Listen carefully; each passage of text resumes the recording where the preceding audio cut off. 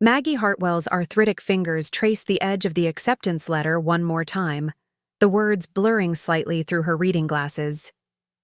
We are pleased to inform you that your application for residency at Sunset Manor has been approved. The paper felt both weightless and impossibly heavy in her hands, freedom and defeat wrapped in official letterhead. She set the letter carefully on the kitchen table, next to the coffee cup that had grown cold hours ago. Through the window above the sink, the Iowa cornfields stretched endlessly under an October sky that promised rain.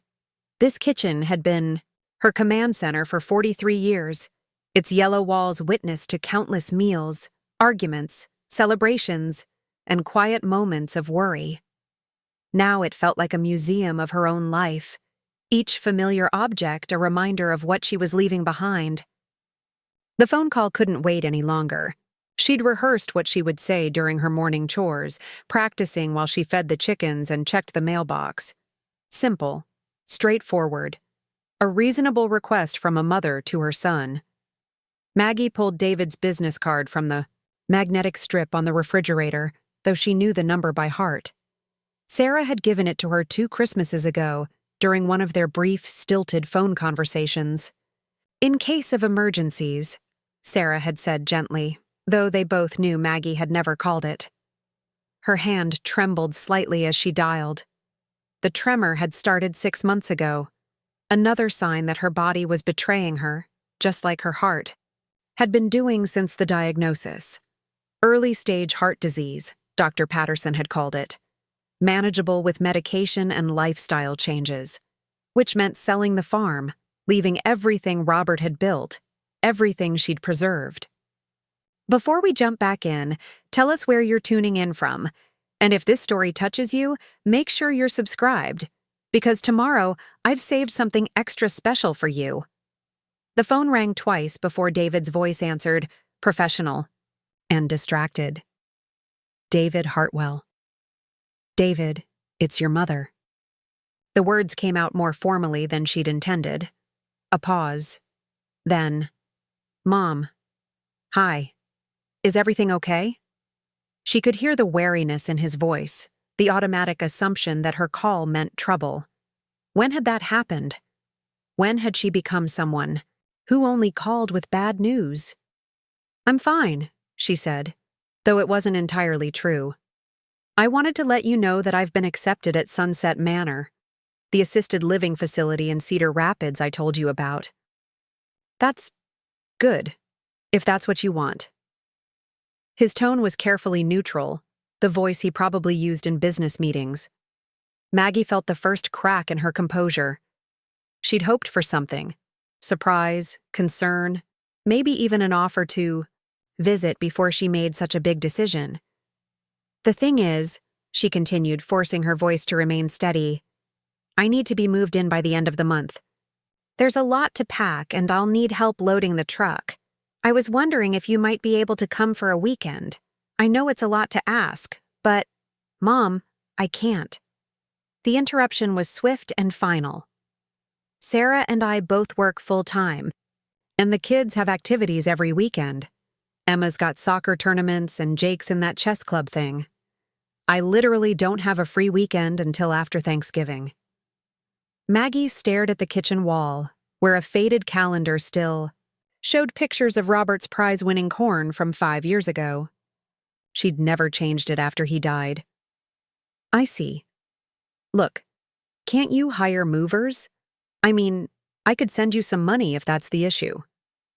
Money, as if that was what this was about, as if she'd called to ask for a loan instead of simply wanting her son to help her through one of the most difficult transitions of her life. It's not about the money, David.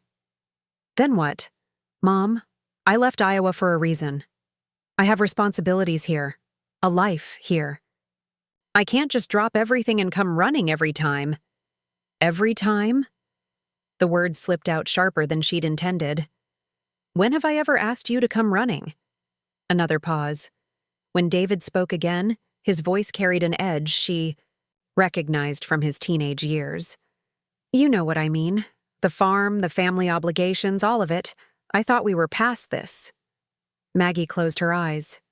She could see him in her mind, probably pacing in his modern Seattle office, looking out at mountains instead of cornfields, surrounded by the life he'd chosen instead of the one she'd hoped he'd inherit. "I understand," she said quietly. "I should have realized you'd be too busy." "Mom, don't do that. Don't make this about me being a bad son. I have a family to think about." "Of course you do." She kept her voice level, though something cold was settling in her chest. "I'm sorry I bothered you." "Mom." She hung up before he could finish, her hand shaking as she set the receiver back in its cradle. The kitchen felt impossibly quiet after the sharp sound of the connection ending. Maggie sat at the table for a long time, staring at the acceptance letter. The afternoon light was fading, casting long shadows across the linoleum floor that Robert had insisted on installing himself. Because hired help never does it right. She could almost hear his voice, see his weathered hands smoothing down the edges with careful precision. Finally, she stood and began walking through the house, her steps echoing in rooms that felt too big and too empty.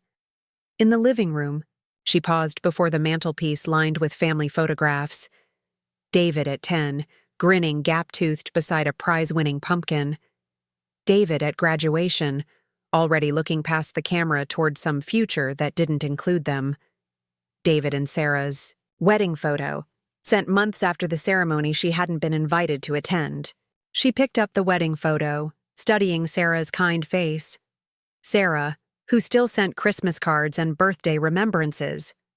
Sarah, who had tried so hard to bridge the gap that neither Maggie nor David seemed willing to cross. In Robert's study, dust motes danced in the slanted sunlight. She'd barely touched this room since his death, preserving it like a shrine to his methodical nature. His desk still held the same careful stacks of farm records, his reading glasses folded exactly where he'd left them that last morning. Maggie opened the top drawer, looking for nothing in particular, when her fingers brushed against a business card tucked between old receipts. Thomas Mitchell, attorney at law.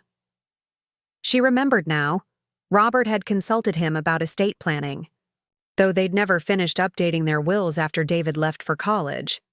She held the card up to the window, reading the address in Cedar Rapids. Her appointment with Sunset Manor wasn't until next week. She had time to handle other business. First, important business that suddenly seemed more urgent than packing boxes or hiring movers. Outside, the wind was picking up, rattling the windows and bending the bare branches of the oak tree Robert had planted the year David was born. The tree had grown tall and strong, its roots deep in Iowa soil. But even the strongest trees could be cut down when they were no longer wanted. Maggie tucked the lawyer's card into her pocket and stood looking out at the farm that had been her life's work. David had made his choice clear. He had responsibilities, a life that didn't include room for an aging mother who'd sacrificed her, own dreams to preserve his inheritance. Well, perhaps it was time she made some choices of her own. The phone's silence seemed to mock her from the kitchen, but Maggie found she no longer felt the urge to call anyone. The conversation she needed to have wasn't one that could be conducted over the phone. It required presence, intention, and the kind of decisive action that Robert would have understood. Tomorrow, she would call Thomas Mitchell. Tonight, she would sit in this house full of memories and plan for a future that, for the first time in decades, would be entirely her own choosing. Maggie's hand still rested on the lawyer's business card when the silence of the house pressed against her like a physical weight. The conversation with David echoed in her mind, each word settling deeper into the wounds that had never quite healed. She found herself walking toward the staircase, her feet carrying her without conscious decision toward the second floor. David's room waited at the end of the hallway, its door slightly ajar as it had been for 24 years. She pushed it open slowly, breathing in the stale air that still somehow carried traces of teenage dreams and discarded futures. The room remained exactly as he'd left it the day he departed for Seattle. His University of Washington pennant hung, crooked on the wall above a desk scattered with old computer magazines and programming books. The comforter, Blue plaid that she'd sewn herself was pulled tight in military corners, a habit Robert had drilled into him during those tense final years. Maggie sat heavily on the bed, and the memory came flooding back unbidden. I got in. Mom. Full scholarship. David had burst through the kitchen door that March afternoon in 1999, acceptance letter clutched in his 17-year-old fist, face radiant with possibility. Maggie remembered the way her heart had soared and sunk simultaneously, pride for his achievement warring with the knowledge of what Robert's reaction would be. University of Washington, David continued, breathless with excitement. Computer science program. They said my SAT scores were in the top 5% nationally. Maggie had been kneading bread dough, her hands flour-dusted and steady despite the turmoil building in her chest. That's wonderful, honey. Really wonderful. But even as she smiled, she could hear Robert's boots on the front porch, could sense the storm gathering. What's all the commotion? Robert had asked, stepping into the kitchen with that careful way he moved after long days in the fields. At 58, he'd already carried the weight of 3 generations of Hartwell farming on his shoulders. David got into college, Robert. University of Washington, full scholarship. The silence that followed had been deafening. Robert's face had gone through a series of expressions: surprise, disappointment, and finally that hard mask he wore when discussing anything that threatened his vision of the family's future. Washington, he'd said slowly. That's a long way. From Iowa. It's a great opportunity, Dad, David had said, his voice already carrying a defensive edge. They have one of the best computer science programs in the country. Computer science. Robert had said it like it was something distasteful. And what exactly do you plan to do with that? Sit in an office all day staring at a screen? Technology is the future, Dad. There are incredible opportunities. The future is right here.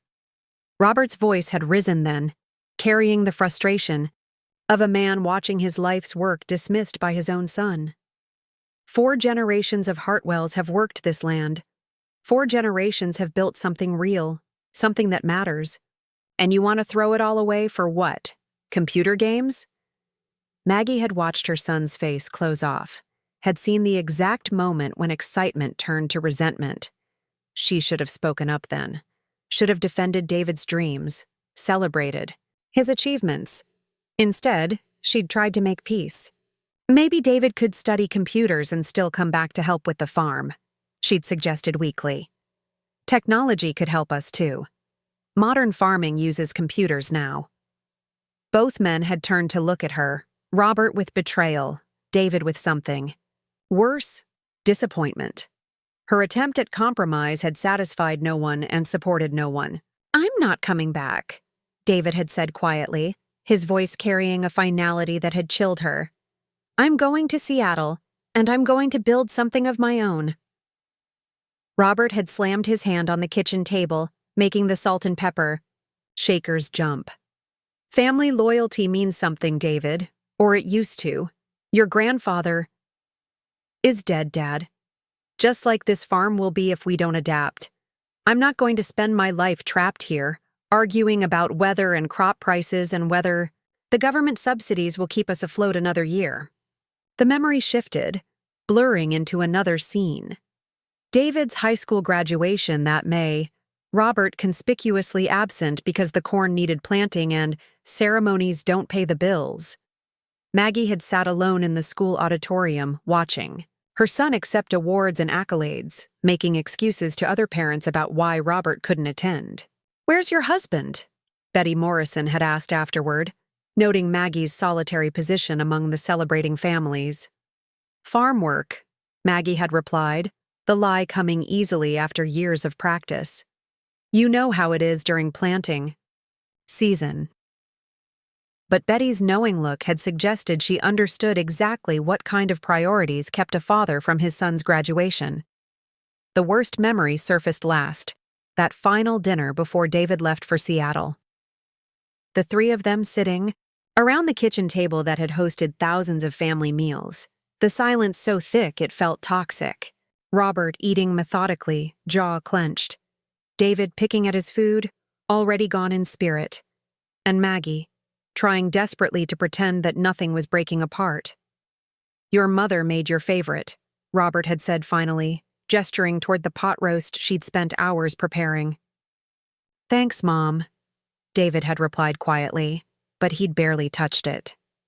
"When you're ready to come home," Robert had continued, his voice carefully controlled, "the farm will be here. Family land stays in the family." David had looked up then, meeting his father's eyes directly. "What if I'm never ready? What if this isn't what I want? Then you'll have chosen strangers over family, and you'll live with that choice." Maggie had watched her son push back from the table, watched him walk upstairs to finish packing, and she'd done nothing. Said nothing. The next morning, she'd driven him to the airport in Cedar Rapids, both of them crying but neither willing to acknowledge it. "I'll call," David had promised at the departure gate. "We'll be here," she'd replied, though she'd already known that here meant something different to each of them. Now, sitting in his preserved childhood room, Maggie could see how every choice had led to this moment. Her attempts to keep peace had only created more conflict. Her silence had been interpreted as abandonment by David and betrayal by Robert. She'd tried to be a bridge between two stubborn men and had instead become a casualty of their war. She stood slowly, her joints protesting, and walked to David's old desk. His senior yearbook lay open to the page where students had written about their future plans. David's entry read, "Plans to study computer science at University of Washington and work in technology innovation." Under most likely to, someone had written, "Change the world." Beside it, a photo showed him receiving the school's Academic Achievement Award. He looked so young, so full of possibility, so certain that the world was waiting for him to claim it. That boy had needed his mother to stand up for him, to celebrate his gifts instead of trying to diminish them for the sake of family peace. That boy had needed to know that his dreams mattered more than tradition, that love didn't require sacrifice of everything that made him unique. But she'd failed him. And now, 24 years later, he'd failed her in return. Maggie closed the yearbook and walked back downstairs, Thomas Mitchell's business card still warm in her pocket. The late afternoon light was fading, casting the farmhouse in deepening shadows. In a few hours, she'd make herself dinner in a kitchen that felt increasingly like a museum. She'd eat alone, as she had for 5 years since Robert's death, as she suspected she would for whatever years remained to her. David had his responsibilities, his life, his family that didn't include room for an aging mother. He'd made that clear today, just as he'd made clear 24 years ago that Iowa held nothing for him. Well, perhaps Iowa had nothing left to hold for him either. The lawyer's card seemed to pulse with possibility in her pocket as Maggie walked through the house, touching familiar objects that would soon belong to strangers or charity shops. The grandfather clock Robert's father had built by hand. The china cabinet filled with wedding dishes that had served 5 generations of family meals. The rocking chair where she'd nursed David as a baby, singing him lullabies about family roots and Iowa soil. All of it would be dispersed soon, scattered like seeds on barren ground. But unlike seeds, these memories wouldn't grow into anything new. They'd simply disappear, taking with them the last physical evidence that the Hartwell family had ever meant anything beyond obligation and disappointment. Outside, the wind was picking up, and Maggie could smell rain coming. Tomorrow, she would call Thomas Mitchell and schedule an appointment. Tonight, she would sit in this house full of ghosts and plan for a future that honored different values than the ones that had guided her for 68 years. David had taught her something today, though he probably didn't realize it. Taught her that family loyalty was indeed a choice, and that the choice could go both ways. The rain Maggie had smelled the night before arrived with Thursday's dawn, drumming against the farmhouse windows in a steady rhythm that matched her heartbeat. She'd barely slept, David's words echoing through the dark hours. I have responsibilities. Here. A life here. As if she'd never had responsibilities, never built a life worth considering. Thomas Mitchell's law office occupied the second floor of a modest brick building in downtown Cedar Rapids, sandwiched between an insurance agency and a coffee shop that hadn't existed when she and Robert had first consulted him 15 years ago. Maggie climbed the narrow stairs slowly, her arthritic knees protesting each step, her purse clutched tightly against her side. The waiting room smelled of old leather and recent coffee. Legal books lined the walls from floor to ceiling, their spines promising order and finality in a world that felt increasingly chaotic. Maggie had dressed carefully for this appointment. Her good navy dress, the pearl earrings Robert had given her for their 25th anniversary, her hair pinned, back in the neat bun she'd worn to church for 4 decades. Mrs. Hartwell? A young receptionist with kind eyes looked up from her computer. Mr. Mitchell will see you now. Thomas Mitchell had aged since she'd last seen him, his hair now completely silver, his face carrying the settled lines of a man who'd shepherded families through their most difficult decisions for 30 years. He rose from behind a massive oak desk as she entered, extending a warm handshake. Maggie, it's good to see you. Please, sit down. Can Jenny get you some coffee? No, thank you. Maggie settled into the leather chair across from his desk, noticing how it made her feel small, diminished. I appreciate you seeing me on such short notice. Of course. Your message said you needed to update your estate planning? He pulled a thick file from his cabinet, Robert's name visible on the tab. I have to say, I was surprised to hear from you. Last time we spoke, you seemed satisfied with the existing arrangements. Maggie's hands folded in her lap, fingers worrying the clasp of her purse. Things have changed. Thomas opened the file, scanning pages of legal documents that represented 40 years of careful planning. I see here that the bulk of your estate, the farm, the house, your investment accounts, everything except a small bequest to your church, was designated for your son, David. That's correct. The words felt strange in her mouth now, like describing someone else's life. I need that changed. Something in her tone made Thomas look up sharply.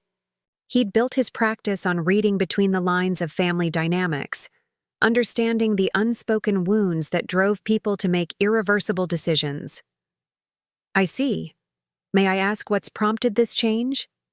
Maggie had rehearsed this moment during the sleepless hours before dawn, but now, sitting in this sterile office surrounded by the machinery of legal finality, the words came harder than expected. My son has made it clear that he has no interest in maintaining any connection to his family or his heritage. Yesterday, I asked him for help with my move to assisted living.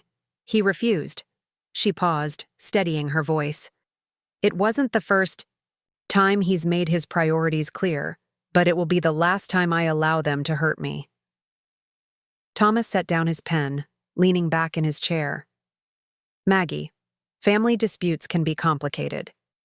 Sometimes a cooling-off period. This isn't a dispute, Mr. Mitchell. This is 24 years of indifference. The steel in her voice surprised them both. David left Iowa the day after high school graduation and has returned exactly 3 times since. His father's funeral, where he stayed 2 days and spent most of that time on work calls. A brief visit 5 years ago that lasted 4 hours. And Christmas of 2019 when he brought his family and they left after one night because the children were uncomfortable without Wi-Fi and room service. Thomas made notes as she spoke, his expression carefully neutral. And you're certain this is the decision you want to make? I've never been more certain of anything. Maggie opened her purse and withdrew a folded piece of paper. I want David's inheritance, all $400,000 of it, donated to the University of Iowa Children's Hospital. The number hung in the air between them. Thomas's eyebrows rose slightly.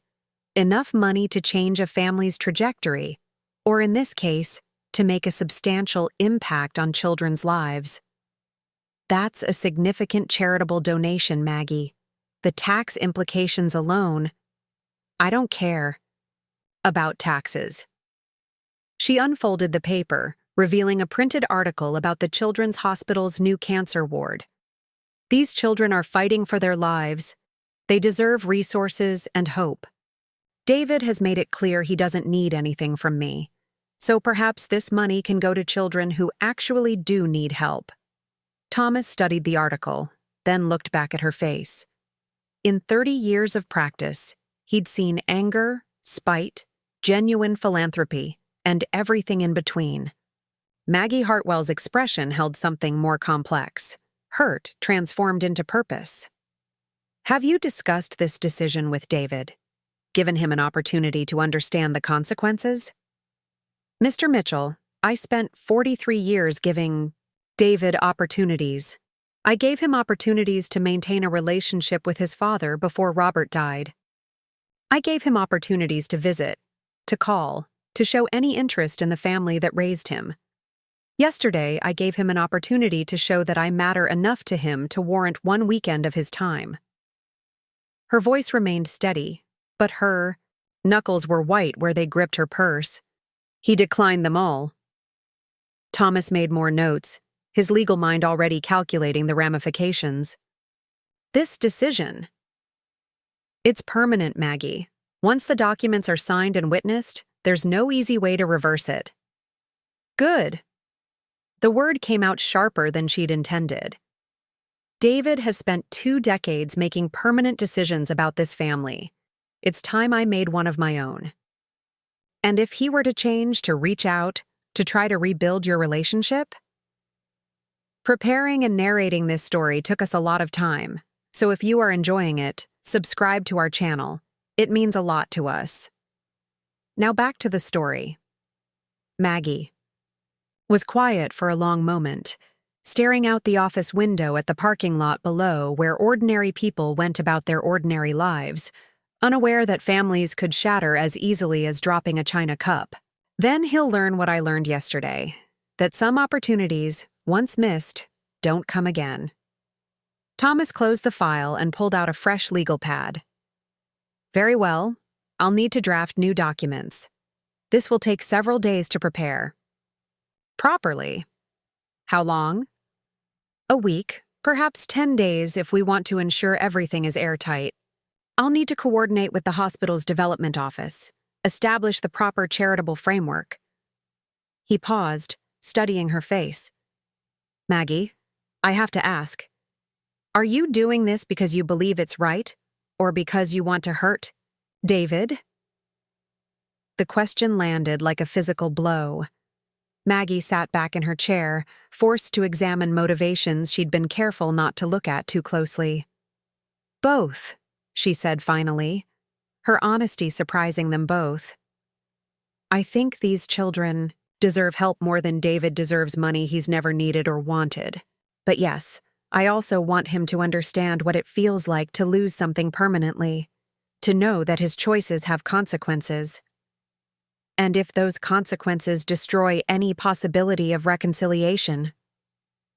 Maggie thought of the empty farmhouse, waiting for her, of the assisted living facility where she'd spend her remaining years among strangers, of holidays that would pass without phone calls or visits.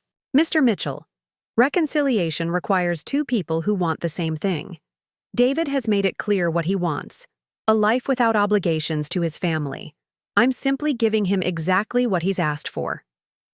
Thomas nodded slowly, making final notes. I'll call you when the documents are ready for signature. In the meantime, I want you to think carefully about whether you want to inform David of this change.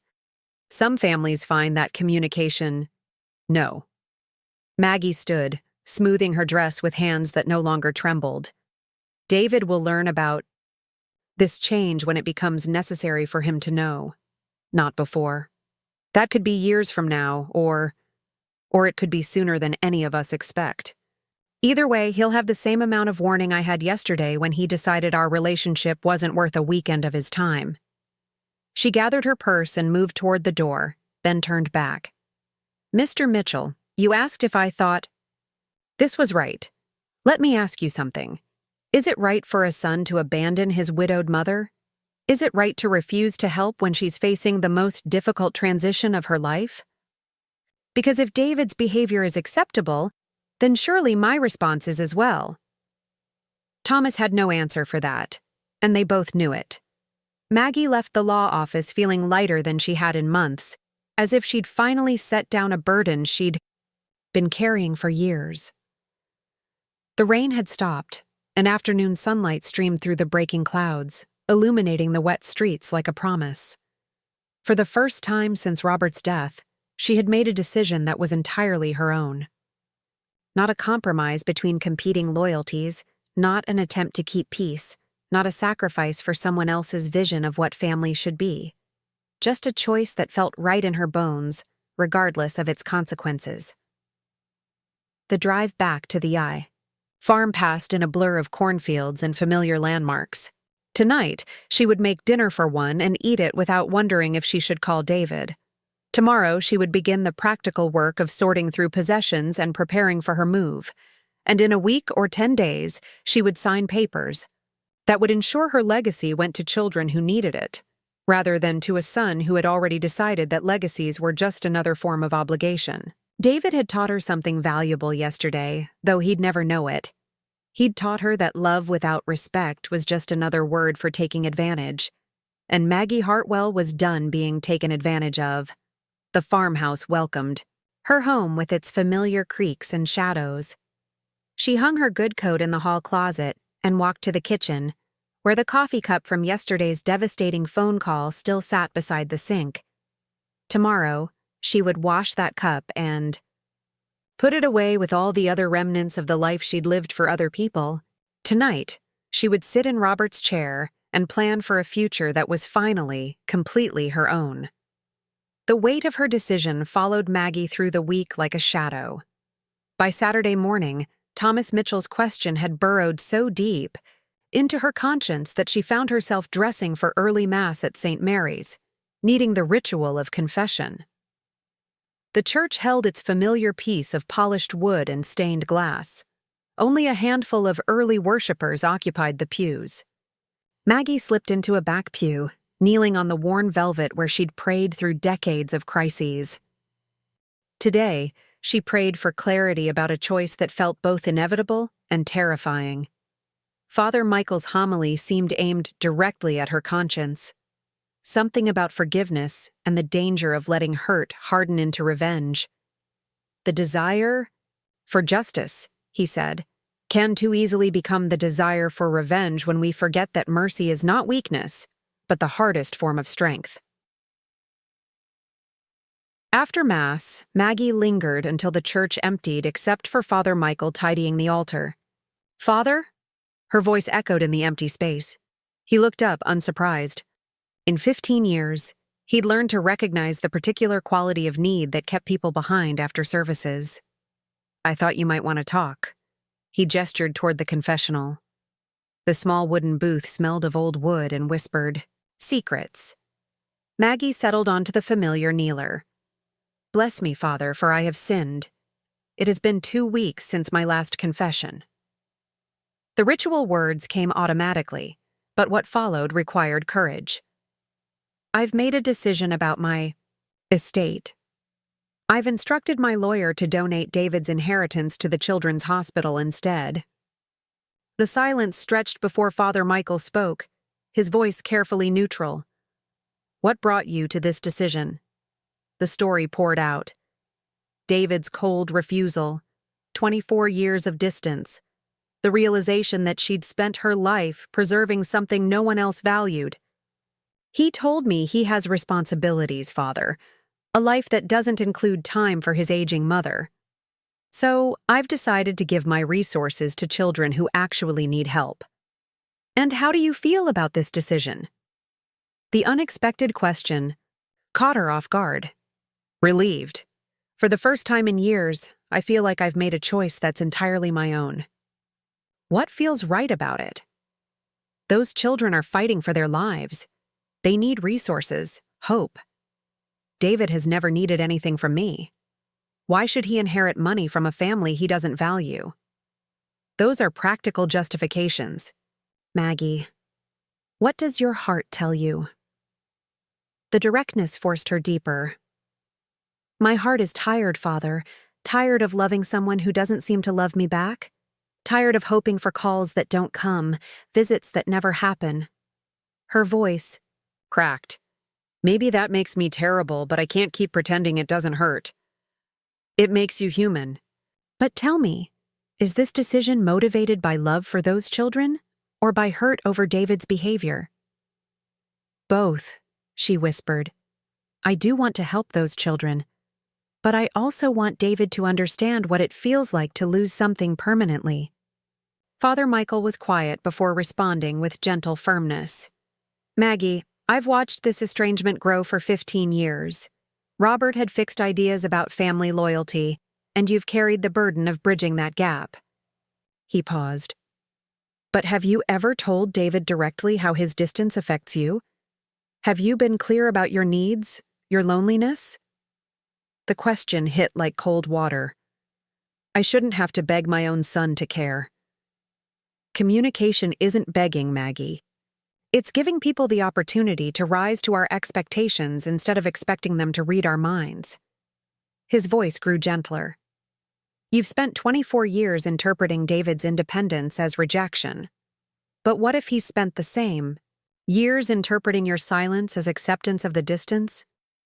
Maggie felt something shift uncomfortably. He knows how I feel. Does he? Or does he know how you feel filtered through years of pride and the kind of Midwestern stoicism that turns I miss you into I'm fine? The observation landed with uncomfortable accuracy. How many conversations had ended with her saying she was fine when she was anything but? What are you suggesting, Father? Give David one final opportunity to surprise you. Tell him the truth about your loneliness, about what his absence has cost you. Give him a chance to choose love over the habit of distance. And if he doesn't, then you'll know you gave love every possible chance before you chose justice. And justice without the offer of mercy, Maggie. That's just revenge wearing. A prettier name. The words challenged everything she'd told herself. Father Michael continued, The children's hospital is worthy, and your desire to help them is genuine. But if your primary motivation is punishing David, then you're using those children as weapons in a family war. Maggie sat quietly, wrestling with truths she didn't want to acknowledge. What would you have me do? Give David one more chance. Not to help you move, but to understand what he means to you and what his absence has cost. Tell him about your decision if you want, but give him the opportunity to change course before it becomes permanent. And if he refuses, then you'll know you offered love one final time before you chose justice. You can proceed knowing you honored both your own needs and his right to choose freely. Leaving the confessional, Maggie felt less certain than she had in days. The clear anger that had driven her to the lawyer's office had been complicated by questions she wasn't sure she wanted to answer. Father Michael's challenge echoed in her mind. Give love every possible chance before you choose justice. The question was whether she had the courage to tear down walls she'd spent decades building, and whether David would recognize bridge building for what it was, or see it as another attempt to pull him back into obligations he'd rejected. Either way, she owed it to both of them to find out. The decision could wait a little longer, but the conversation she'd been avoiding for 24 years could not. Sunday afternoon found Maggie driving the familiar gravel road to Betty Morrison's farm, Father Michael's words still echoing in her mind. The October sun filtered through bare branches, casting shifting shadows across the dashboard as she rehearsed what she planned to tell her oldest friend. Betty would understand. Betty always understood. The Morrison farmhouse sat like a comfortable grandmother in a grove of oak trees, its white clapboard siding showing the wear of 70 years, but maintaining the dignity that came with being well-loved. Betty's late husband had built the wraparound porch himself, and Betty had filled it with hanging baskets that bloomed defiantly against the approaching winter. Maggie found Betty in her kitchen, as expected, rolling out pie crust with the same methodical precision she'd applied to farm work for 5 decades. At 71, Betty moved with the careful economy of someone whose joints protested but whose will remained unbroken. "Thought you might show up today," Betty said without looking up from her work. "You had that look at church yesterday, the one that means you're chewing on something too big to swallow alone." Maggie settled into her usual chair at Betty's kitchen table, the one that faced the window overlooking the barn where Betty's son Tommy had once kept prize-winning 4-H calves, before the drinking, before the string of jobs that never lasted. Before Betty had learned the particular heartbreak of loving an adult child who couldn't seem to find his way. "Coffee's fresh," Betty continued, nodding toward the pot. "And before you ask, no, I haven't heard from Tommy this week, but I figure no news is good news at this point." Maggie poured herself coffee from the familiar blue pot, noting how Betty's hands never paused in their work, despite the pain she knew arthritis caused her friend. "I made a decision this week, Betty, about David's inheritance." "Finally cut him out, did you?" Betty's voice carried no surprise, only the weary recognition of someone who'd watched the Hartwell family dynamics with growing concern for years.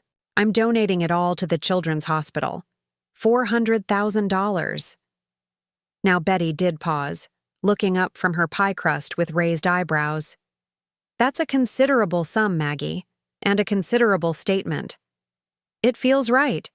Maggie wrapped her hands around the warm coffee mug, seeking comfort in its familiar weight. "Those children need help. David has made it clear he doesn't need anything from me." Betty resumed rolling, but her movements had grown more deliberate. "And you think this will teach him what exactly?" The question caught Maggie off guard.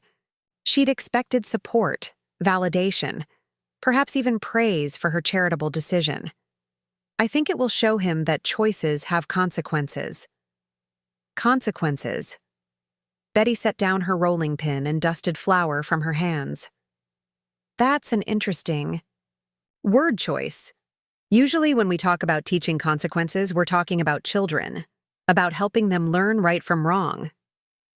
She fixed Maggie with the direct stare that had intimidated church committee members and livestock judges for decades. "David's 42 years old, Maggie. What exactly are you trying to teach him? That family means something, that you can't just ignore people when they need you. And you think taking away money he doesn't know he's getting will accomplish that?" Maggie felt the first stirring of defensive anger. "He refused to help me, Betty. When I asked for one weekend of his time, he told me he was too busy for his own mother." Betty moved to the sink, washing her hands with deliberate care. "And that hurt you." "Of course it hurt me." "So you decided to hurt him back." The words landed like a slap. "It's not about hurting him.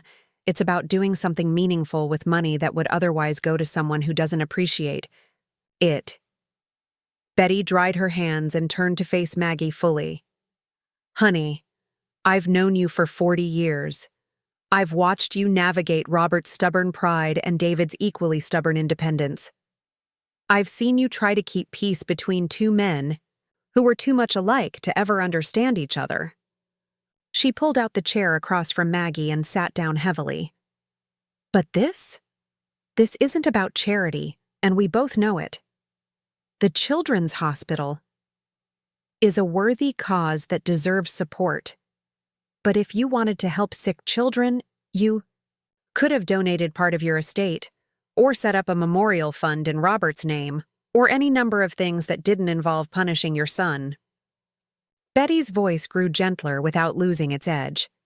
"This is about making David pay for 24 years of disappointing you." Maggie stared into her coffee, seeing her own reflection distorted in the dark surface.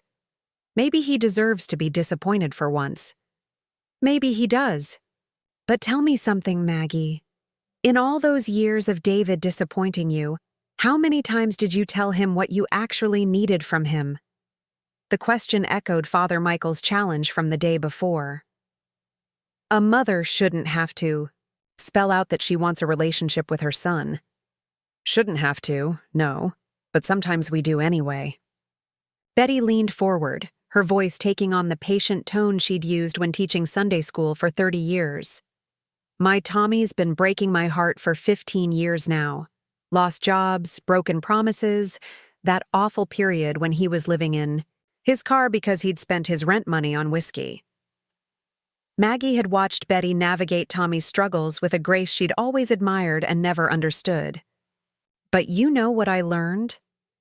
Every time I expected Tommy to read my mind, to know what I needed without me saying it, we both ended up disappointed. It wasn't until I started being direct, telling him exactly what I could and couldn't accept, what I needed from him to maintain a relationship, that things started to change. And did they? Change? Betty smiled sadly. Some. Tommy's been sober 8 months now. Lives in that little apartment above Henderson's hardware store. Calls every Sunday whether he wants to or not. Is it the relationship I dreamed of when he was little? No. But it's honest, and it's based on what we can actually give each other instead of what we think we should give each other. She reached across the table and covered Maggie's hand with her own. When's the last time you told David you missed him? Not that you were fine, not that you understood how busy he was, but that you missed him and wanted more contact with him and his family? Maggie thought back through years of careful conversations, of swallowed complaints and diplomatic silences. I can't remember. And when's the last time you asked him directly for what you needed instead of hoping he'd offer it? Friday, when I asked him to help with the move. That was the first time? The realization hit like cold water. In 24 years of careful distance, she'd never once simply said, "I'm lonely. I miss you. I want to know my grandchildren. I need to feel like I matter to you." Maybe, Betty continued gently, David's been interpreting your politeness as acceptance. Maybe he thinks you're genuinely fine with the distance because you've never told him you weren't. He should know. Should is a dangerous word, honey. People should do lots of things, but they can only do what they know how to do, and sometimes we have to teach them what we need. Betty stood and returned to her pie, giving Maggie space to process. I'm not saying David's been a perfect son, but I am saying that before you make a decision you can't undo, you might consider whether you've given him a fair chance to be the son you actually need. Maggie sat in Betty's kitchen for another hour, watching her friend work and thinking about the difference between consequences and punishment, between justice and revenge. When she finally left, Betty walked her to the car. Whatever you decide, Maggie, make sure it's coming from love, not hurt. The Children's Hospital deserves better than being used as a weapon, and so do you. Driving home as the sun set over familiar fields, Maggie found herself questioning everything she'd been so certain about just days before. Maybe Betty was right. Maybe she'd spent so many years protecting herself from disappointment that she'd forgotten how to ask for what she actually wanted. The question was whether she had the courage to try one more time, and whether David would recognize the difference between obligation and invitation when she offered it. 3 time zones away, David Hartwell's phone buzzed with a meeting reminder as he navigated Seattle's Monday morning traffic. The call with his mother on Friday had left him unsettled in ways he couldn't quite articulate, the familiar guilt of their conversations mixing with an anger he'd thought he'd resolved years ago. His office occupied the 32nd floor of a glass tower overlooking Elliott Bay, a far cry from the endless cornfields of his childhood. David had built this life deliberately. Clean lines, clear expectations, measurable outcomes. Nothing like the emotional minefield that Iowa had always represented. "Hartwell, you're up in 5, called Jessica, his project manager, as he settled at his desk. The quarterly review meeting would consume most of his morning, and then he had Emma's soccer game at 3 and Jake's chess tournament at 6. the kind of structured, predictable schedule that kept his small family running smoothly. But throughout the morning meetings, his mother's voice kept echoing. "I need help with the move." The careful control in her tone, the way she'd said, "I see," when he'd refused. He'd heard that particular brand of disappointed acceptance his entire life, and it never failed to trigger the defensive anger that had carried him out of Iowa at 18. During lunch break, he called Sarah from his office, needing to process the conversation he couldn't quite shake. "She asked you to help her move and you said no?" Sarah's voice carried that particular note of disbelief she reserved for his family-related decisions. "I told you, Sarah. I can't just drop everything and fly to Iowa every time she calls. We have responsibilities here." "David, she's 68 years old and moving to assisted living. That's not every time she calls. That's a major life transition." He stared out his office window at the busy harbor below, where ferries carried people to destinations that required no emotional archaeology. "You don't understand what it's like with her. Every conversation comes loaded with all this history, all these expectations I can never meet." "What expectations?" "She asked for help moving." "It's never just about what she's asking for, Sarah. It's about what the asking represents. If I help with the move, then I'm accepting that I should be involved in her life, that I should care about the farm, about preserving Dad's legacy, about all the things I spent my childhood trying to escape."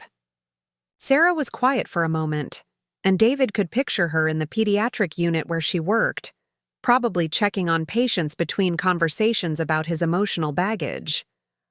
"Or maybe," she said carefully, "she's a lonely widow who needs help from her son. Maybe it's not about family obligations or your father's legacy. Maybe it's just about love." The word hit harder than he'd expected. "Love? Sarah, do you know how many times she's visited us here?" 3. 3 times in 15 years. "Do you know how many times she's called just to ask how we're doing, not because she needed something? I can count them on one hand." "And how many times have you called her?" The question stopped him cold. He tried to remember the last time he'd picked up the phone simply to check on his mother, not for Christmas or her birthday or some obligatory milestone. That's different. "Is it?" "David, I've watched you build walls around anything that reminds you of Iowa. I understand why. Your father was difficult. The expectations were overwhelming. But your mother isn't your father." Through his office door, David could see his colleagues moving purposefully through their day, focused on problems that could be solved with code and logic, not like the messy emotional equations his family specialized in. "She chose him over me, Sarah. Every time Dad and I fought about my future, about college, about what I wanted to do with my life, she stayed silent. Or worse, she tried to find some middle ground that made nobody happy. She was trying to keep the peace. She was taking the easy way out. Do you know what it's like to be 17 years old and have your mother suggest you can always come back to the farm after college? Like my dreams were just a phase she was humoring?" Sarah's voice grew gentler. "I know it hurt you, but, David, you've been 17 years old in your head where your mother is concerned for 25 years. Maybe it's time to consider that she was a woman caught between 2 stubborn men, trying to hold her family together the only way she knew how." The observation stung because it carried the ring of truth. David had built his identity around being the son who'd escaped, who'd chosen logic over emotion, independence over obligation. But Sarah's perspective suggested a more complicated story. "Even if that's true," he said finally, "I can't keep getting pulled back into that dynamic. I have Emma and Jake to think about. I want them to grow up feeling supported in whatever they choose, not trapped by family expectations. And they do feel supported. You're an amazing father, David, but cutting yourself off from your mother isn't protecting them. It's depriving them of knowing their grandmother." That evening, as David helped Jake practice chess moves in their living room, his son's innocent question caught him off guard. "Dad, how come we don't have a grandma?" Emma looked up from her art project at the kitchen table. We have Grandma Chen. I mean Dad's mom, Jake clarified with the precision of a 6-year-old who noticed discrepancies. Tommy at school has 2 grandmas. How come we only have one? David glanced at Sarah, who was pretending to focus on dinner preparation while clearly listening to every word. You do have another grandmother, David said carefully. She lives very far away, in Iowa. Where you grew up? Emma's artistic curiosity was piqued. With the farm? Yes. Can we visit her? Jake asked. I want to see a real farm, with animals and tractors and stuff. The simple question opened a door David had kept carefully locked. His children were curious about their heritage, about the grandfather they'd never known, and the grandmother who existed only as a name on birthday cards. Maybe someday, he said, the words feeling strange in his mouth. Later that night, after the children were asleep, Sarah found him in his home office, staring at his computer screen without really seeing it. You're thinking about what they said. They don't understand how complicated it is. They're 8 and 6, David. To them, family isn't complicated. It's just people who love you. Sarah sat on the arm of his chair. Maybe we've been overcomplicating it. My mother and I, we don't know how to talk to each other anymore. Every conversation feels like walking through a minefield. So learn. You're brilliant at solving complex problems. Figure out how to solve this one. David thought about his mother alone in that big farmhouse, preparing to move to assisted living without help from her only child. For the first time in years, he tried to imagine her perspective instead of defending against it. What if it's too late? What if we've hurt each other too many times? Sarah leaned down and kissed the top of his head. Then you'll know you tried. But David, what if it's not too late? What if she's been waiting all these years for you to be ready to have a real relationship instead of the polite, careful one you've both been maintaining? That night, David lay awake thinking about his children's questions and his mother's careful voice saying, I see, when he'd refused to help. Maybe Sarah was right. Maybe he'd been 17 years old in his head for too long, fighting battles that had ended decades ago. The question was whether he had the courage to find out who his mother might be if he stopped seeing her as the enemy of his independence and started seeing her as a person who might be just as tired of their careful distance as he was. Tomorrow, he decided he would call her. Not to apologize for Friday's conversation, but to ask the question that had been building in his mind since his children's innocent curiosity. What would it look like to try again?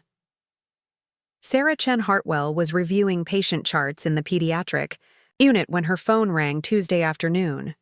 The caller ID showed a number she didn't recognize, but the voice that greeted her was familiar. Father Michael O'Brien from St. Mary's in Iowa. Mrs. Hartwell, I hope you don't mind me calling. I got your number from the parish directory. I'm calling about your mother-in-law. Sarah's pen stilled on the chart in front of her. In the 15 years since she'd married David, Father Michael had never called her directly. Is Maggie all right? Has something happened? She's physically fine, but I'm concerned about a decision she's made, and I believe you may be the only person who can help prevent a tragedy. The word tragedy sent ice through Sarah's veins. She set down her pen and gave Father Michael her full attention. What kind of decision? Maggie has instructed her lawyer to remove David from her will entirely. She's donating his entire inheritance, $400,000, to the Children's Hospital. Sarah felt the blood drain from her face. Because of the phone call. Because he wouldn't help her move.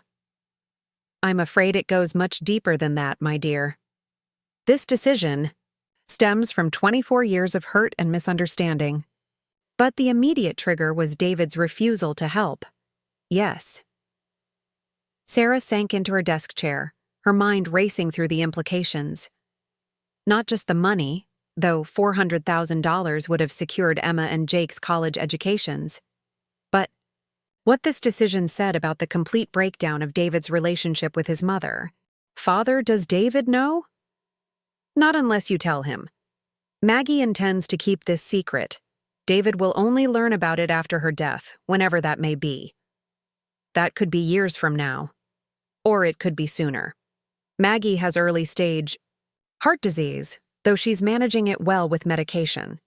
The point is, once those legal documents are signed, there's no easy way to undo this decision. Sarah thought about David's carefully constructed distance from his family, about his children's innocent questions about their grandmother, about the conversation she'd had with him just the night before about trying again. What do you want me to do? I want you to help me prevent two people who love each other from destroying their last chance at reconciliation. Maggie is scheduled to sign the new will on Friday. That gives us 3 days. Father, I can't make David go to Iowa. He has to want to rebuild that relationship. Then help him want to.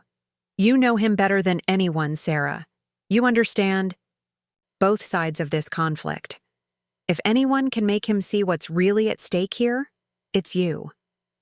After Father Michael hung up, Sarah sat in her office for a long time, staring at the photo on her desk of David and the children at Pike Place Market. She thought about her own family, her parents who called every Sunday, her siblings who gathered for every holiday, the easy warmth that David seemed to both crave and fear. Her first instinct was to call David immediately, to tell him about Maggie's decision and force him to confront the consequences of his choices. But something Father Michael had said stopped her. Two people who love each other from destroying their last chance. Maybe the approach mattered as much as the information. That evening, Sarah found herself calling her own mother, while David helped the children with homework. Mom, I need advice about family conflict. Helen Chen's voice carried the warmth that had anchored Sarah through every crisis of her 38 years. What's happening, sweetheart?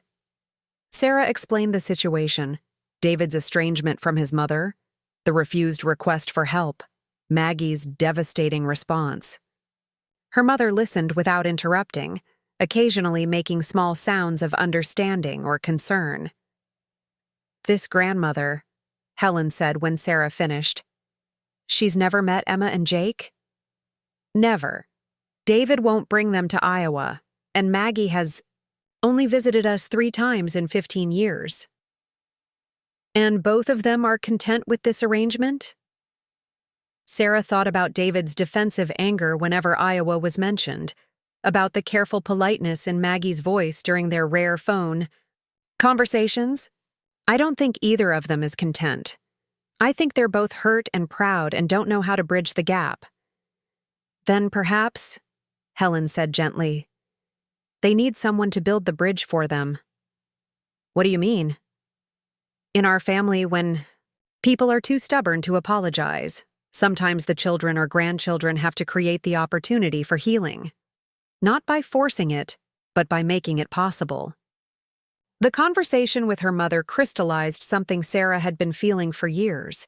The tragedy of Emma and Jake growing up without knowing half their heritage, without the love and stories that grandparents could provide. Wednesday morning, Sarah made a decision that surprised even her. Instead of calling David or flying to Iowa immediately, she requested a personal day and drove to the airport. By afternoon, she was in a rental car, driving through the Iowa countryside toward a confrontation she'd been avoiding for 15 years.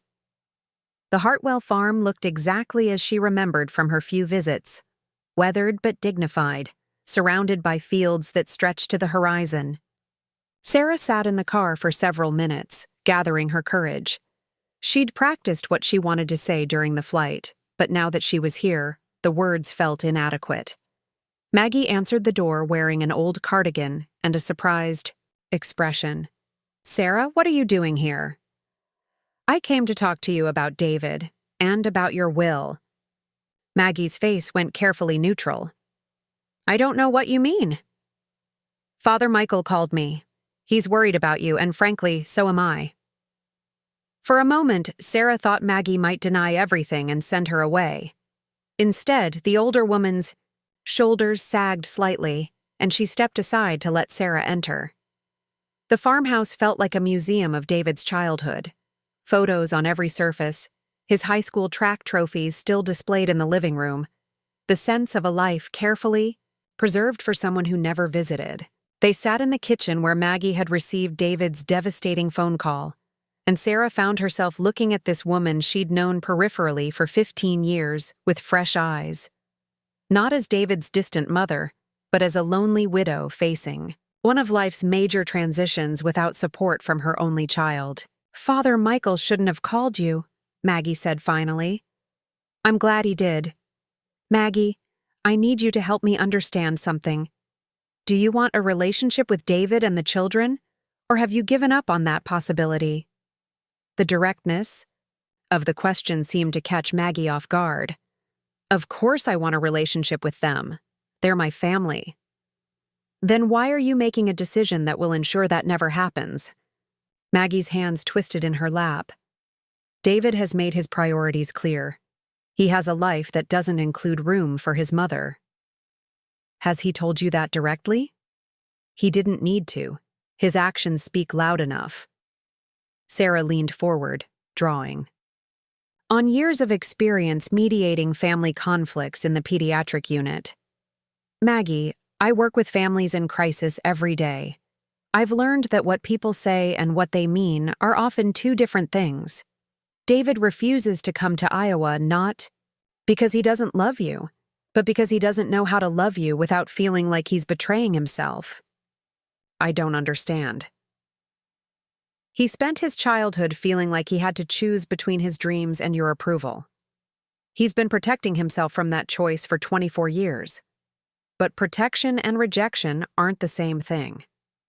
Sarah pulled out her phone and showed Maggie a video from the weekend.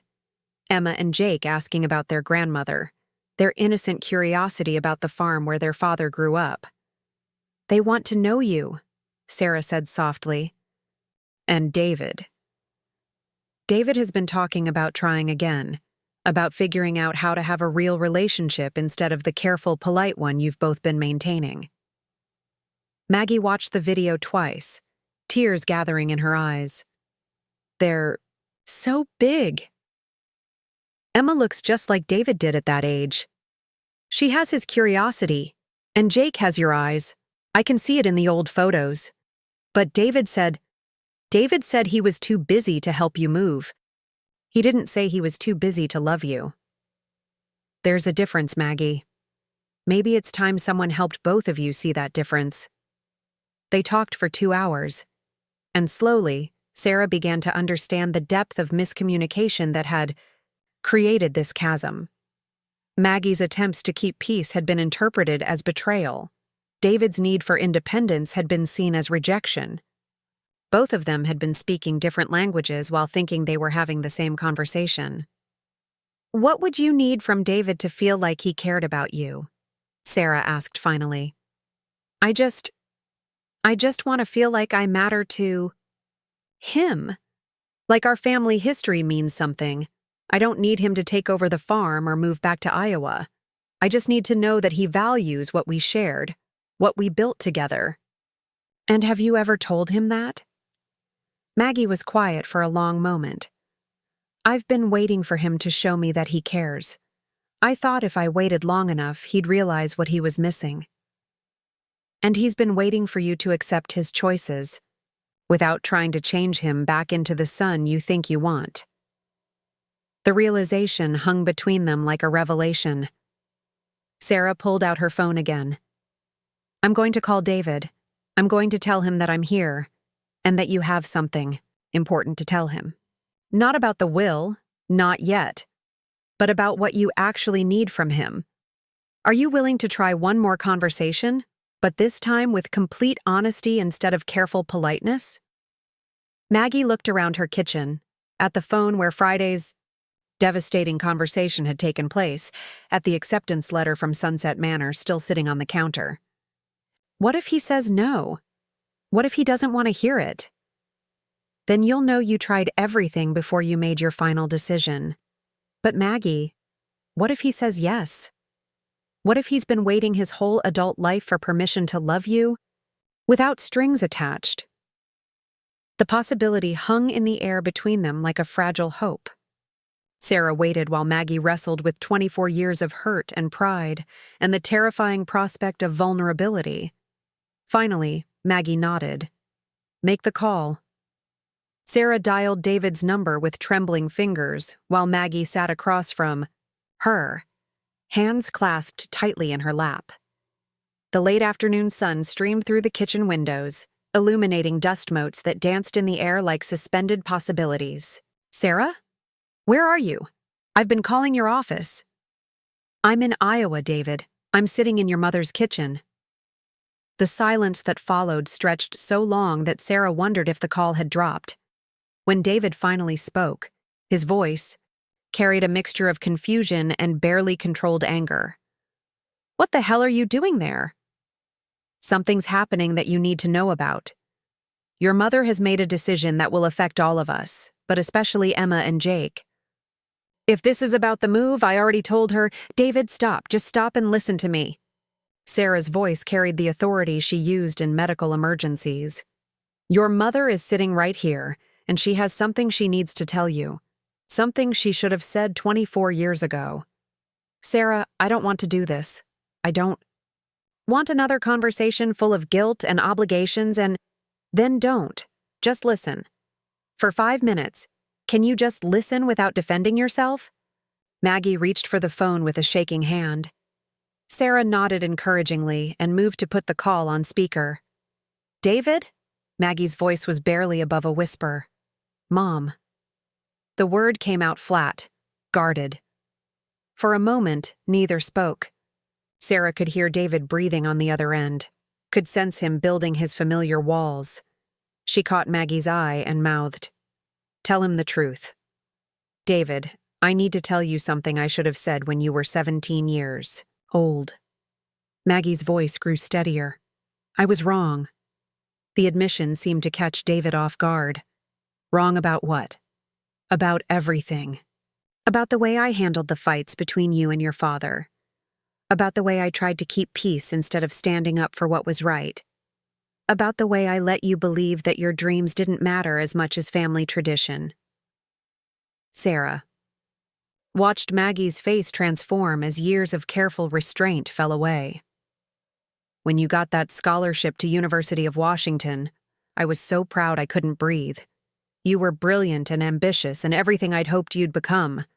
But when your father got angry, when he started talking about family loyalty and tradition, I got scared. Scared that if I supported you completely, I'd lose both of you." "Mom, please let me finish.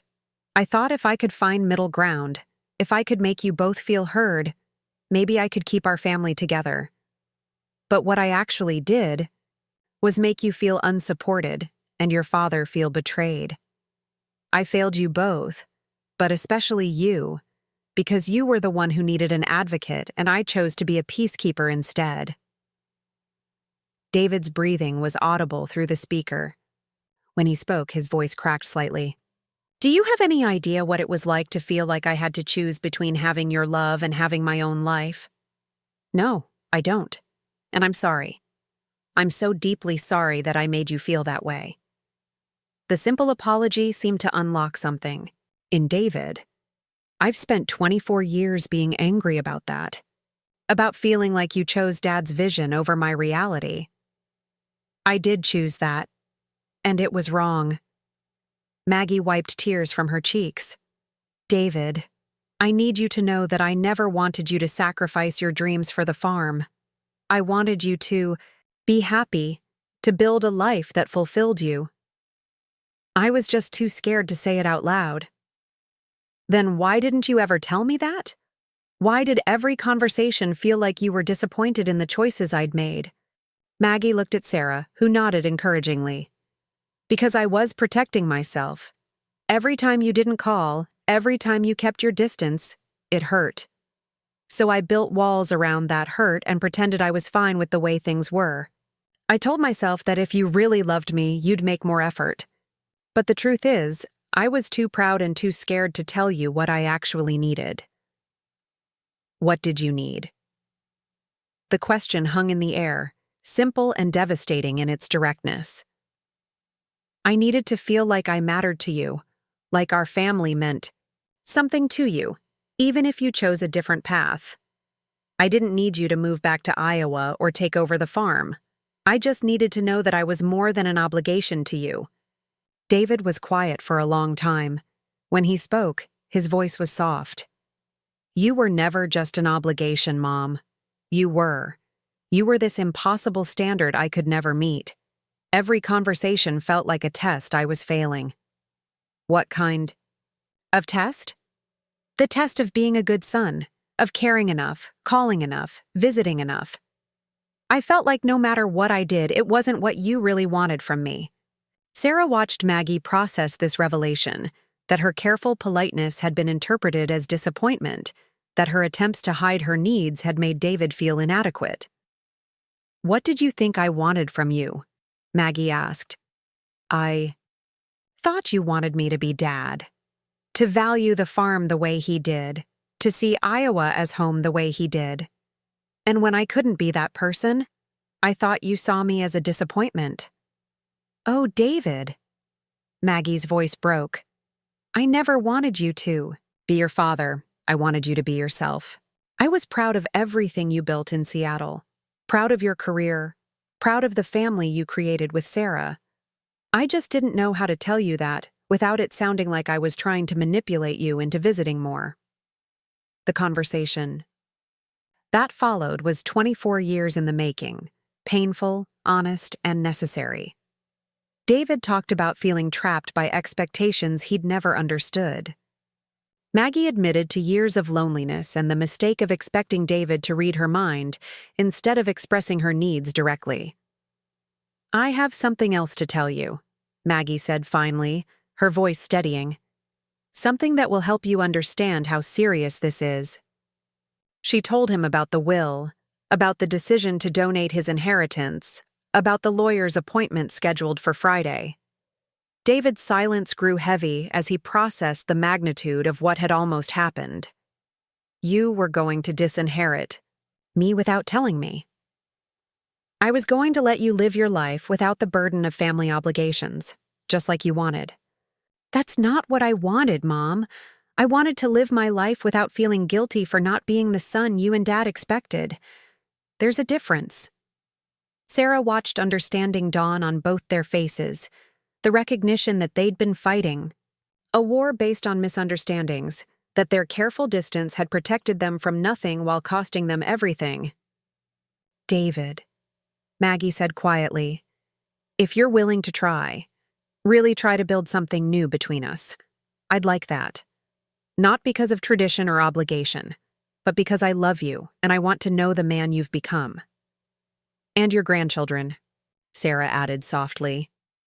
Emma and Jake are curious about their grandmother, about the farm where their father grew up. The silence that followed felt different, not defensive or careful, but full of possibility. I could bring them to visit, David said finally. Maybe for a long weekend. Let them see the farm before you move. I'd like that more than you know. And Mom? The will? I'll call Mr. Mitchell tomorrow and cancel the appointment. The Children's Hospital is still a worthy cause, but maybe there's a better way to support them. Maybe something we could do together. As the call ended with tentative plans for a visit in 2 weeks, Sarah felt the weight of years of miscommunication beginning to lift. The work of rebuilding trust would take time, but for the first time in decades, both David and Maggie seemed willing to try. Outside, the sun was setting over the Iowa fields, painting the sky in shades of gold and pink. Sarah looked around. The kitchen that had witnessed so much family drama and felt something shift, not resolution exactly, but the possibility of it. Tomorrow, she would fly back to Seattle to help David prepare Emma and Jake for their first visit to Iowa. Tonight, she would stay with Maggie and help her imagine what it might feel like to be a grandmother instead of just a name on birthday cards. The conversation had been painful, but it had also been honest. And sometimes, Sarah reflected, Honesty was the only bridge strong enough to span 24 years of careful distance. 2 weeks later, David stood in the rental car at the end of the gravel driveway, gripping the steering wheel with white knuckles. The farmhouse looked smaller than he remembered, more weathered, but still unmistakably the place where he'd grown, up dreaming of escape. In the back seat, Emma and Jake pressed their faces to the windows, chattering excitedly about the red barn and the chickens they could see pecking in the yard. "Is that where you lived when you were little, Daddy?" Emma asked, her 8-year-old voice full of wonder.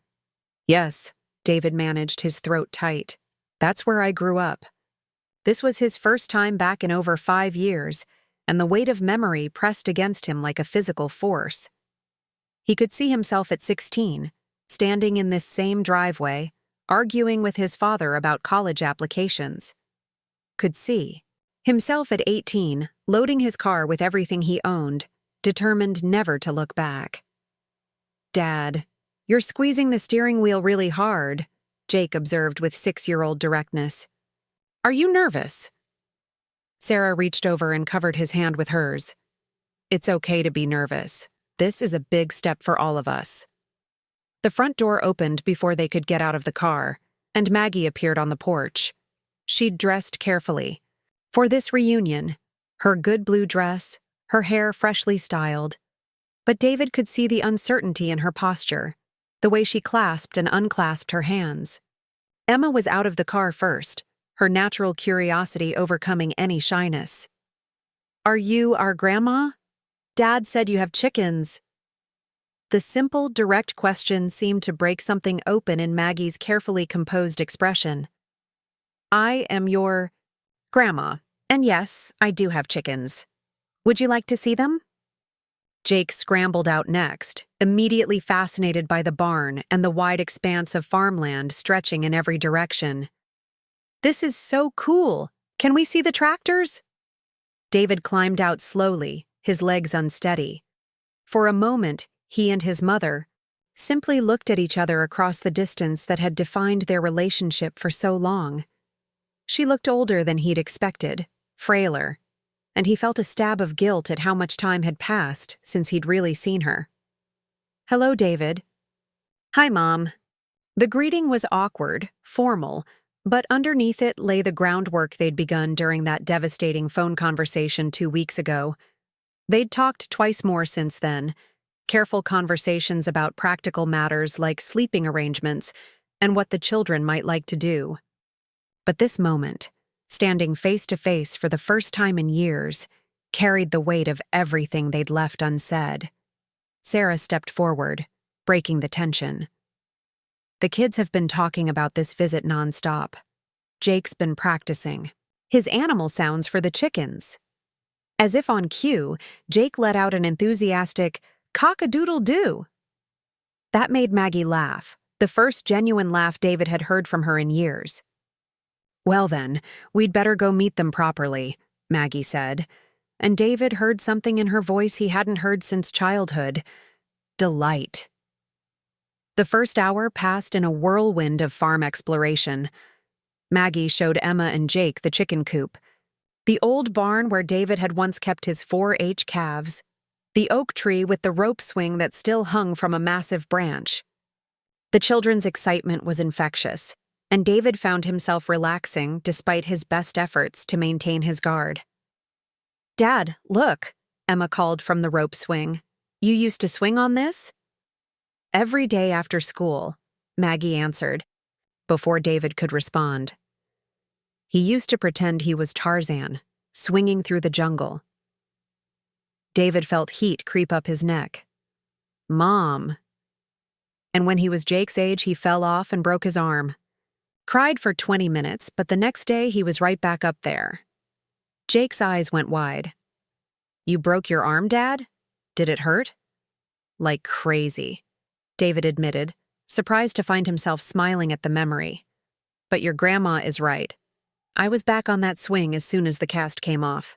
They moved through the afternoon like that, tentative moments of connection interspersed with awkward silences, the children serving as unwitting ambassadors between two adults who were learning how to be family again. It was during dinner, sitting around the kitchen table where so many family dramas had played out, that the real conversation began. Emma was telling a story about her soccer team when she paused, fork halfway to her mouth. "Grandma Maggie, why don't you live near us like Grandma Chen does?"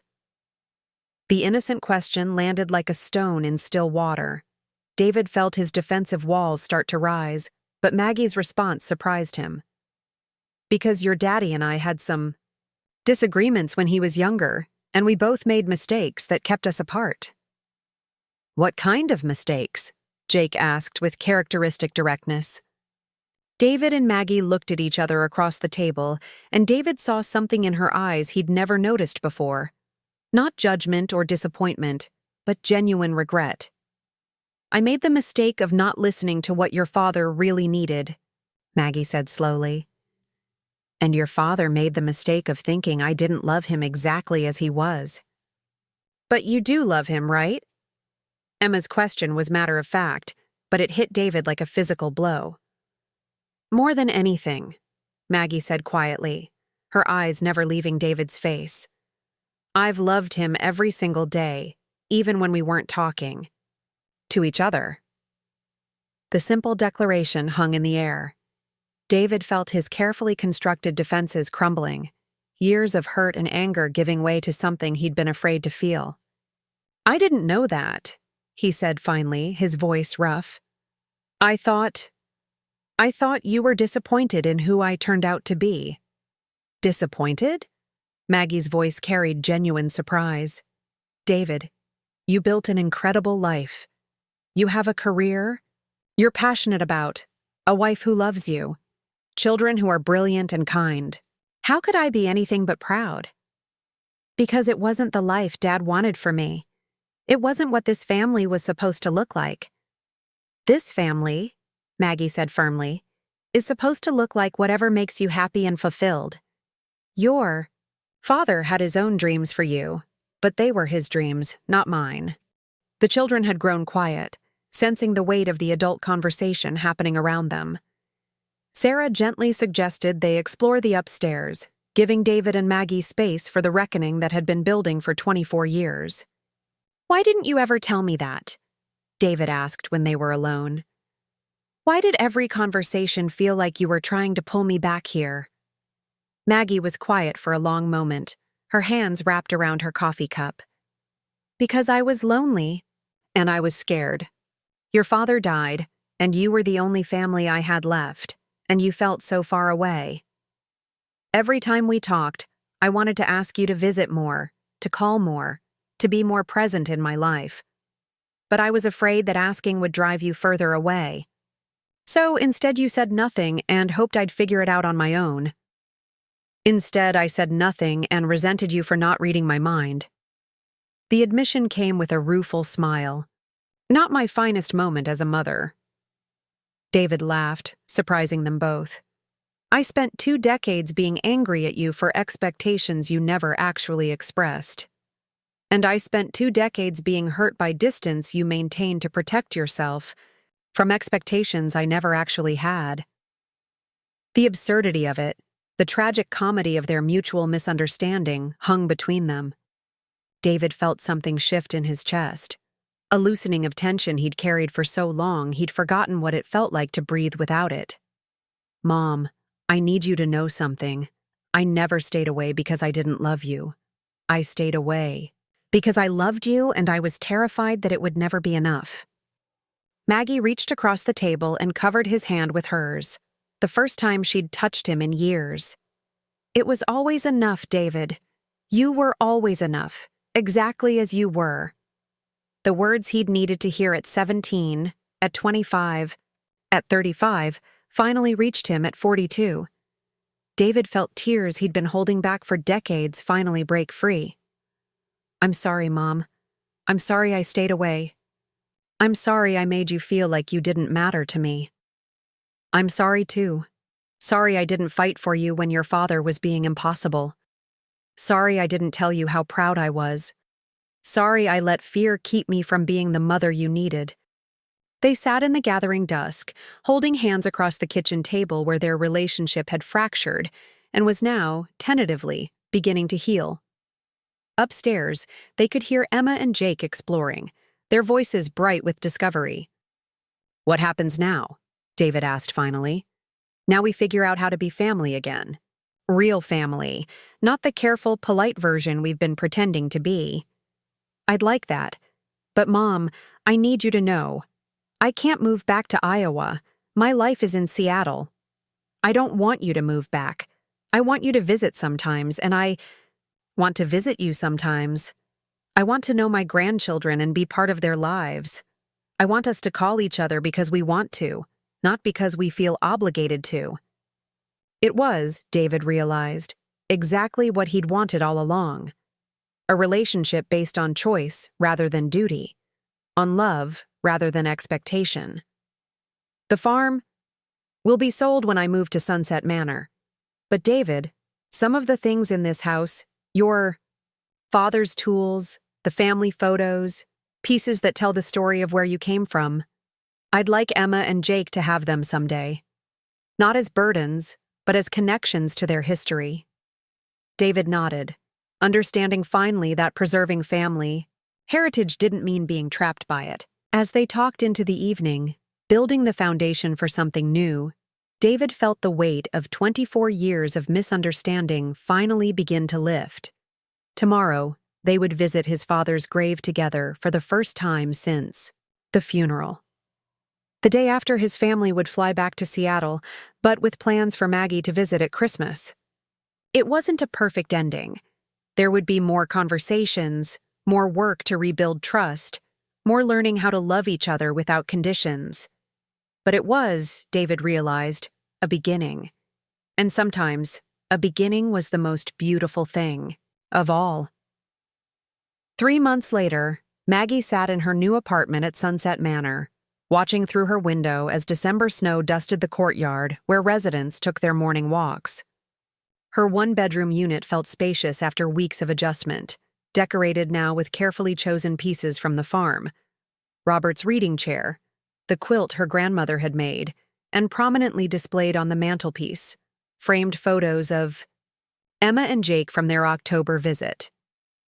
The phone rang as she was arranging flowers, roses that David had sent for her 70th birthday the week before, along with a card that read, "To the best grandmother Emma and Jake could ask for. Love, David." "Hi, Grandma Maggie." Emma's voice bubbled through the speaker, followed immediately by Jake's enthusiastic interruption. "Grandma, guess what? I learned a new chess move and Dad says you used to play chess." Maggie smiled, settling into Robert's chair with the phone. These Sunday calls had become the highlight of her week. Unscripted conversations full of school stories, silly jokes, and the easy intimacy she'd never imagined possible. "I did play chess, sweetheart. Your grandfather taught me when we were dating. Maybe when I visit at Christmas you can show me your new move." "Are you really coming for Christmas?" Emma asked. "For the whole week?" "I wouldn't miss it. I've already bought my plane ticket." It would be Maggie's first Christmas away from Iowa in 43 years, but the prospect filled her with anticipation rather than dread. Sarah had sent photos of their guest room, decorated in soft blues with a reading chair by the window and a bookshelf stocked with mysteries, Maggie's favorite genre. "Dad wants to talk to you," Jake announced. "He's making pancakes and they smell really good." David's voice came on the line, warm with the easy affection that had replaced their careful politeness. "How are you settling in, Mom?" "Better than I expected. I had coffee with a lovely woman named Dorothy yesterday. She used to teach high school English in Des Moines, and the activities director asked if I'd be interested in helping with their literacy program." "That sounds perfect for you. You always loved teaching before." Before she'd given it up for the farm, for Robert's vision of what their life should be. But that old resentment had lost its power to hurt her. "I'm thinking about it. It would be nice to feel useful again." She paused, then added something she'd been wanting to tell him. "David, I've been talking to a counselor here, about grief, about starting over. She's helped me understand some things about myself, about The choices I made. What kind of things?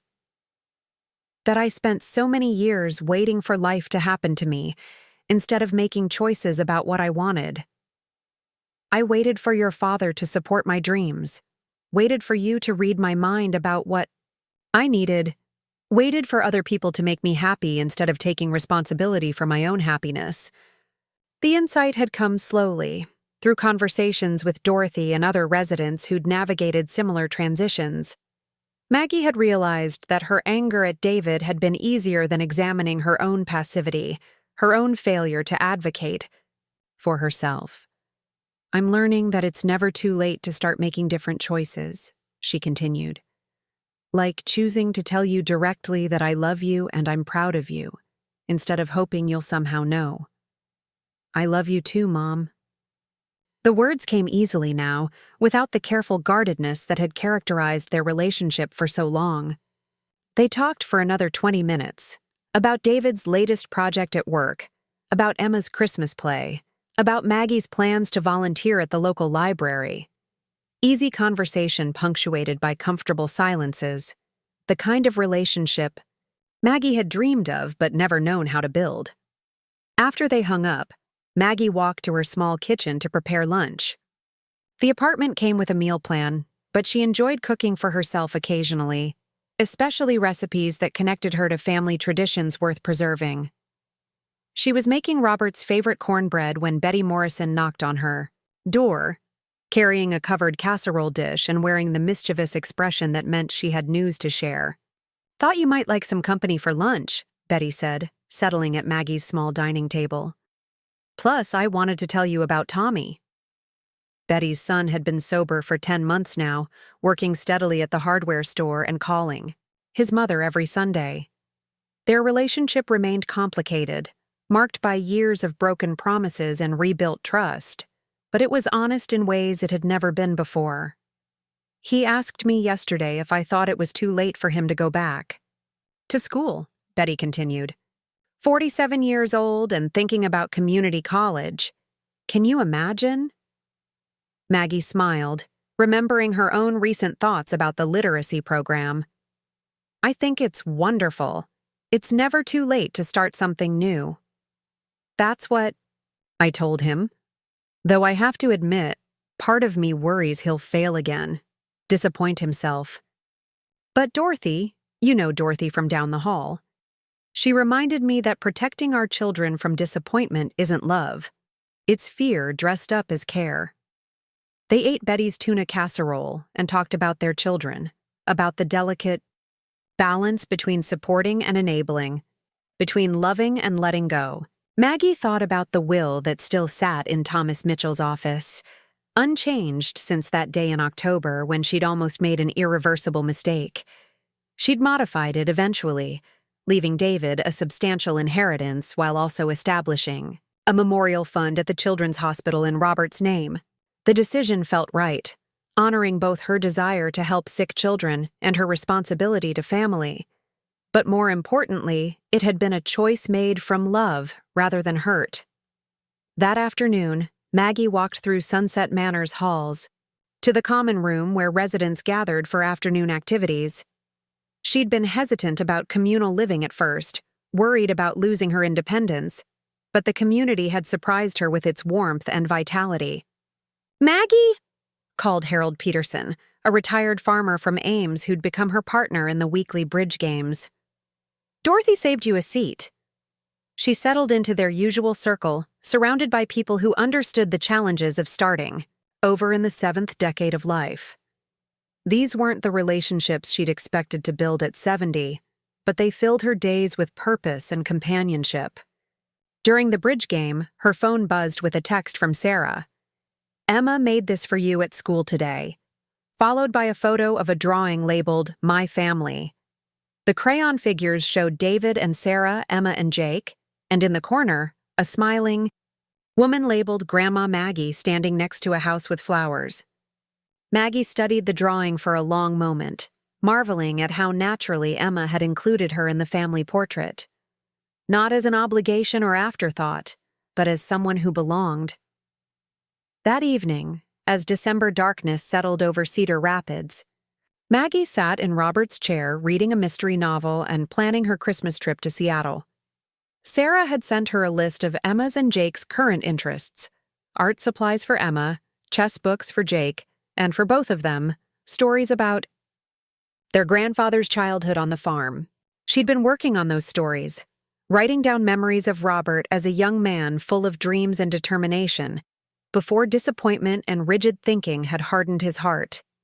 Emma and Jake deserved to know their grandfather as more than the stern figure David remembered. They deserved to understand the love that had motivated his mistakes. The phone rang again, and this time it was David calling alone, after the children's bedtime. "I wanted to thank you," he said without preamble. "For what?" "For not giving up on us, for being willing to try again when it would have been easier, to stay hurt and angry." Maggie felt tears gather in her eyes.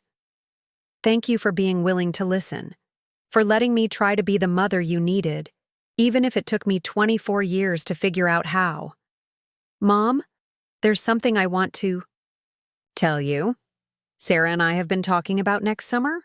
We're thinking about bringing the kids to Iowa for a longer visit, maybe 2 weeks. Emma wants to learn to ride horses, and Jake is fascinated by farm equipment.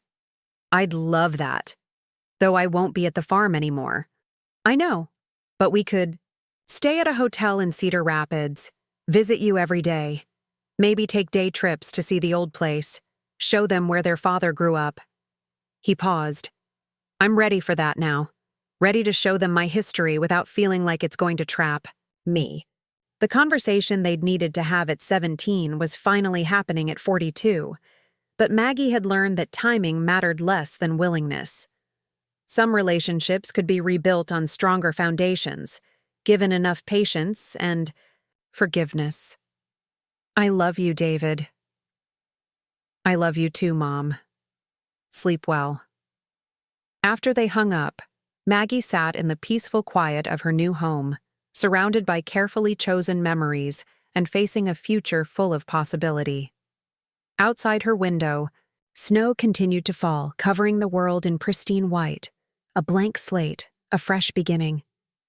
Tomorrow she would call the literacy program coordinator and volunteer to help children learn to read. Next week, she would attend Emma's Christmas play via video call. In 10 days, she would fly to Seattle to spend Christmas with her family. Really, her family now. Not just the people she was related to, but the people who chose to love her. The farmhouse was sold, Robert's tools distributed to neighbors who would use them, the land planted by someone else's hands. But the love that had grown there, complicated and imperfect as it was, had taken root in new soil. In Sunday phone, calls and crayon drawings, in chess lessons and bedtime stories, in the patient work of learning how to be family to each other. Maggie turned off the lamp and prepared for bed, grateful for second chances and the courage to claim them. Some stories she'd learned were worth rewriting. Some relationships were worth the hard work of rebuilding on foundations of honesty rather than obligation. And sometimes the most beautiful beginnings came disguised as endings, offering the gift of discovering that love, real love, was always a choice, and never too late to choose. Up next, you've got 2 more standout stories right on your screen. If this one hit the mark, you won't want to pass these up. Just click and check them out. And don't forget to subscribe and turn on the notification bell so you don't miss any upload from us.